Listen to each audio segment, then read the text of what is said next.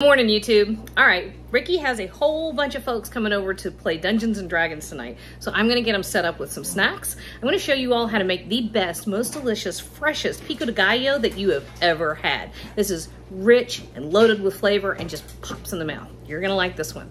All right, let's cook, y'all. We got a family to feed and a whole bunch of their buddies. All right, so we are making salsa. And I'm not gonna lie, it took me about 4 minutes to prep. This is one of the fastest things that you can do. Give yourself 10 minutes to do some prep work, and that's all you need. You know what? This knife is not big enough. Oh, that's a knife. Oh, that was a terrible reference. I don't even know what decade are we talking about. 80s? 90s? Yeah. All right, so this is a bunch of cilantro. And all I did was throw it over here on my cutting board. I trimmed off the stems and I'm giving it a mince. And then over in my other little ramekin things, I have 4 tomatoes. I did not use Roma tomatoes. That's usually my preference. I like Romas. They are meatier, they are less juice. So I think they have a nice firm bite in salsa, but I didn't use them this time because they were out. And because we're putting lime juice in here, so that was 4 tomatoes. Because we're doing lime juice in here, it will help cure those tomatoes, and that will help with the texture. Now I didn't bother peeling them. Most of the time you don't with a fresh salsa. But I did get that seed goop. You know what I'm talking about? That kind of where the seeds are. I took that out. All right, so 1 white onion. My friend Victor, who is from Mexico, insists dishes from Mexico have to be done with white onions. And I tease him about it. But he's right. I do, when I am cooking anything he has taught me, I do it exactly the way he said.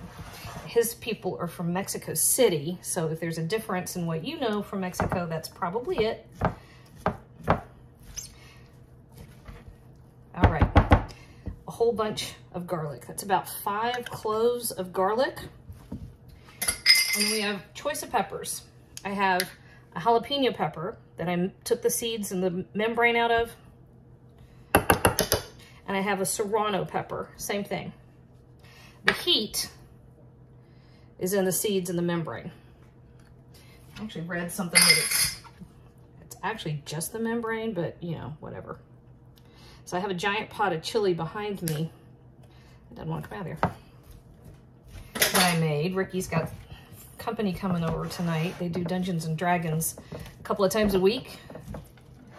And because the house Ricky was living in is under reconstruction, which is his mother's fault, he is allowed to do all that here. I bought a house. I bought my great-great-grandfather's house, actually.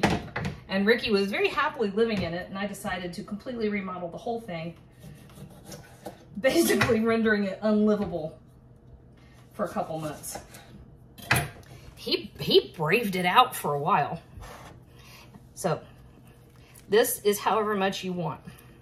I like it a lot of lime.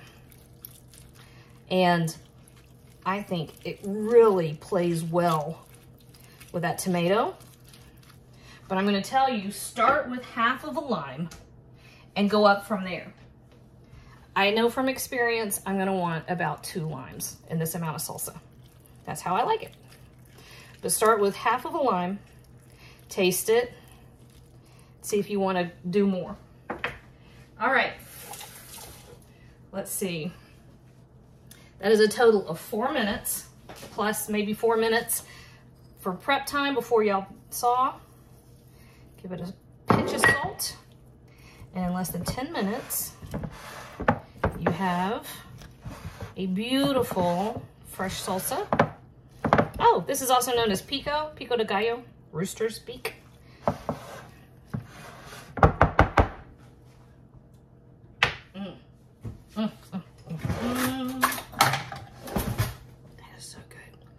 I'm gonna give it a bit